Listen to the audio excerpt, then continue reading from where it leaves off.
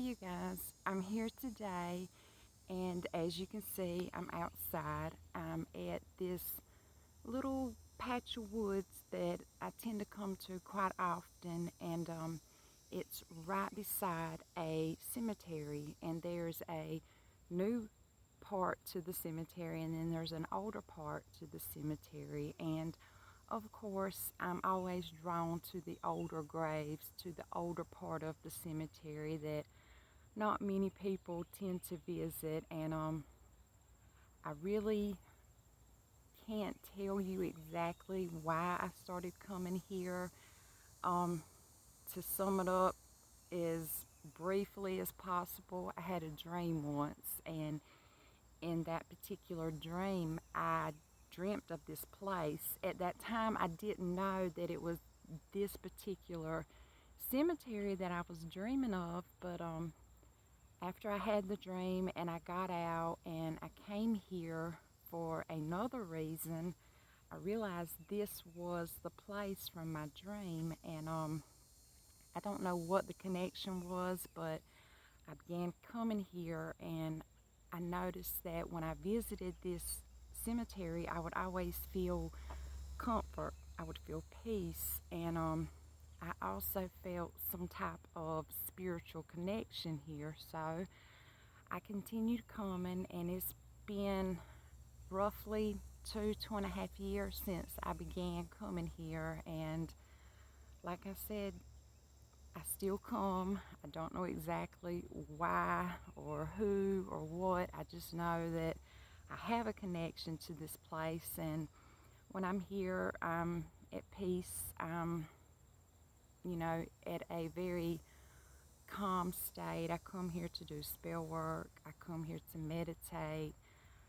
Sometimes I come here and visit for no particular reason. Sometimes I don't know what draws me to come, but I just, when I feel that urge and I feel that need, that pull, I just come, and I always leave feeling better than I did whenever I came. And I had that same pull today, so I came, and while I was here, I sat down and I got a message from a young lady that I've become friends with through social media, and we've continued our friendship outside of social media as well, and we've become quite close. And as we continued learning each other and getting to know each other, I become aware of the fact that she is a pagan as well. And that just even much better to be a friend with someone who has your same beliefs and shares your same ideas on things. But anyway, today she messaged me, and she was a bit upset because she had someone to approach her from her hometown, and they were more or less attacking her belief system. And she said normally that, when people come at her like this, she can handle herself. But this morning she said she couldn't. She felt as if she was weak in her spirit, that her energy level was down, and it just got the better of her. And we had a little talk about that experience, and after we said our goodbyes, she seemed to be feeling better. But I kept thinking about this conversation that I had with her, and it reminded me of some similar things that had happened to me, in my life. And before I continue, I brought some intention spray, and I just want to give it a little spray around us. And like I've said before, when you're in nature, there's really no need to cleanse, but I'm more or less using this not really to cleanse, but to aid me in lifting my vibrations, my energy, as I talk to you about this. And in doing so, I hope that it'll guide me and help me to share my point with you, and perhaps we can, you can resonate with something I have to share with you today. And another thing that I want to do, I've got this bell, and it's a really old bell, and I use bells for different things. A lot of times I use them to cleanse the area, but today I'm going to ring it a few times as a way of offering gratitude. Gratitude to the spirits that are at rest here for allowing us to be here.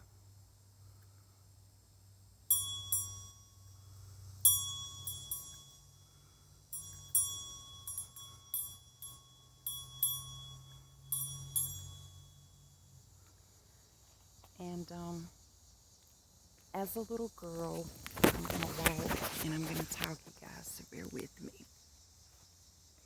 As a little girl, my grandmother would often teach me things concerning her beliefs, and I grew up with, I guess you could say, my religion, if you want to say religion, my beliefs. I grew up in a pagan-based household, I guess you could say. So I was lucky on that part. But living here in a southern state, I'm right here in what is known as the Bible Belt. And to top that off, I'm actually from a very, very small little southern town. I'm not going to name the name of my hometown or my state, just simply for safety purposes. But anyone who lives in a southern state or in a little small southern town, they understand what I'm getting at when I say that sometimes that will affect our beliefs. That will affect the way we practice. And it shouldn't. We shouldn't let anyone else's decisions, their beliefs, their ideas, when you believe in something and you feel in your heart that those beliefs are yours, you have conviction, you shouldn't let anyone else sway you into the way you practice or the way you think. And I know as children that we tend to do that, and even as adults we tend to do that out of shame, out of guilt, whatever, negative emotion or vibe that you're experiencing, we will let that affect our spiritual beliefs. And we shouldn't, we really shouldn't, but we do. And as human beings, we crave to be loved, we crave to be liked. That's just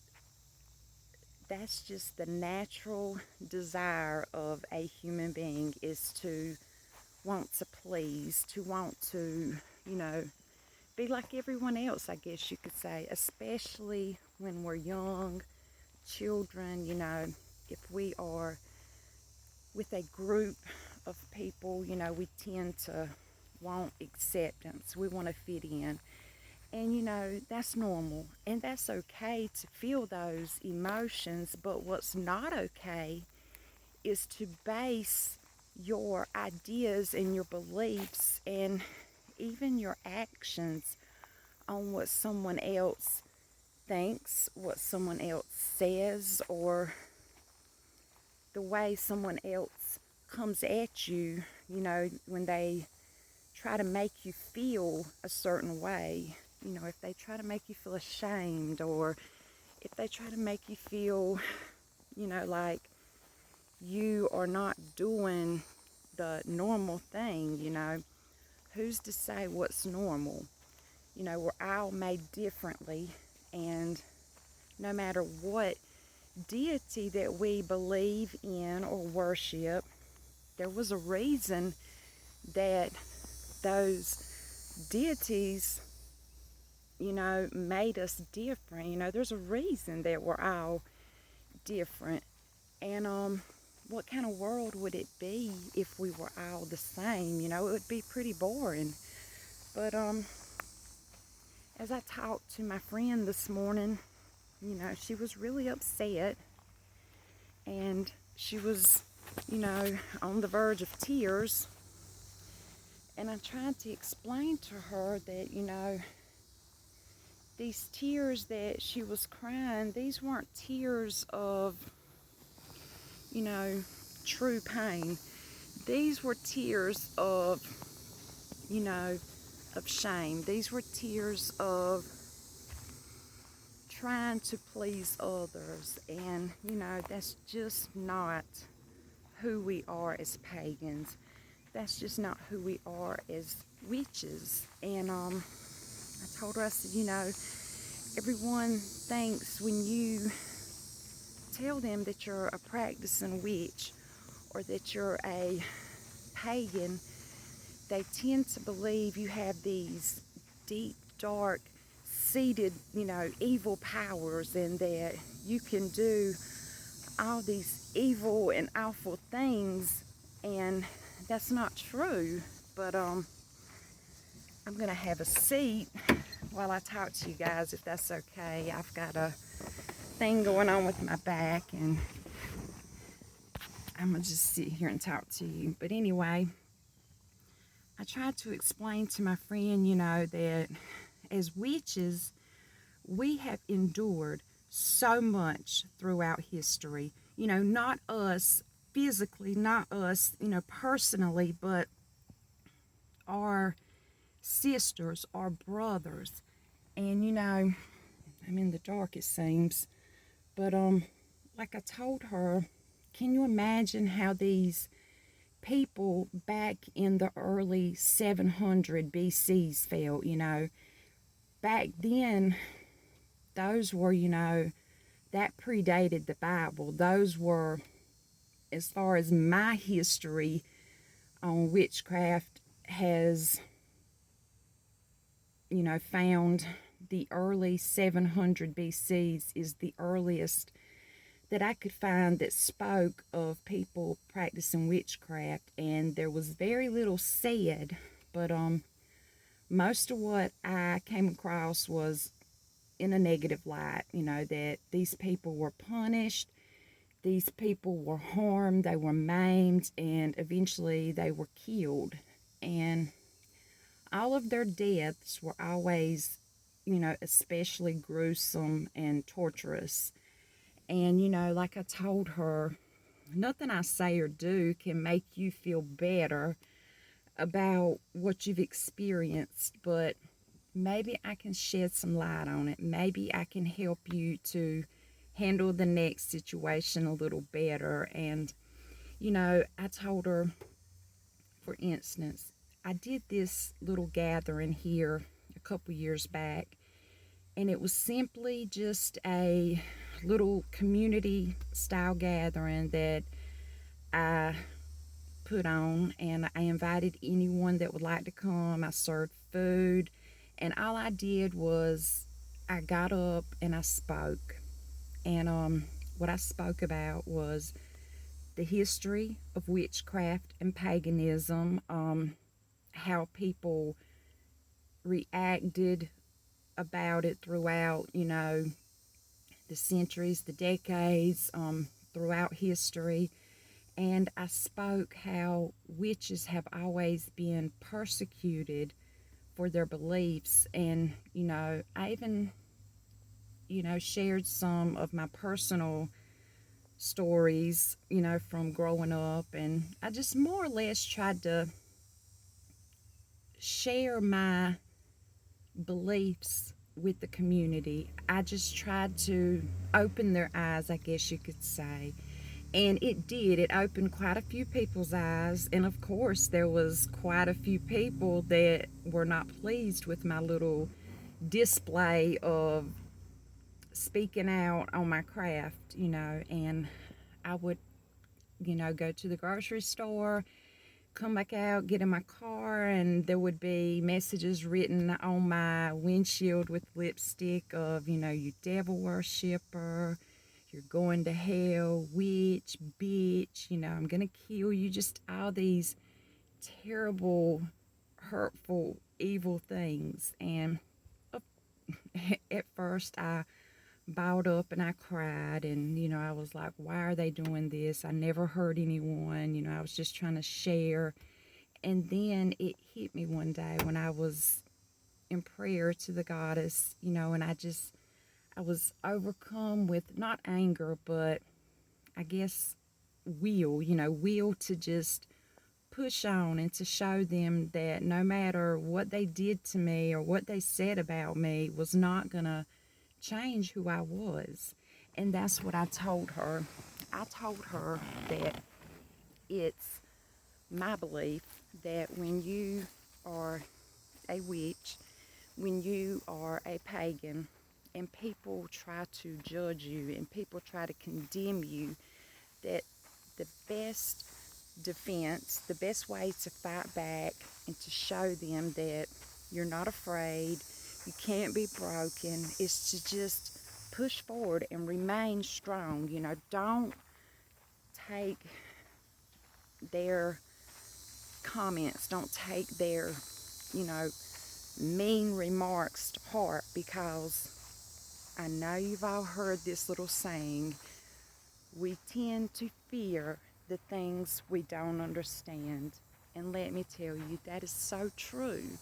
Even as adults, we fear those things that we don't understand. And, as I talked with my friend this morning, I shared all of these times that I experienced hate, mockery, just meanness in my life, even from a child, a teenager, up until an adult, because I began having thoughts and ideas on a pagan-based way of life since I was 5 years old. That's the earliest memory I have. And I would go outside each night and I would look up at the moon for hours. I mean, hours. I was mesmerized and hypnotized.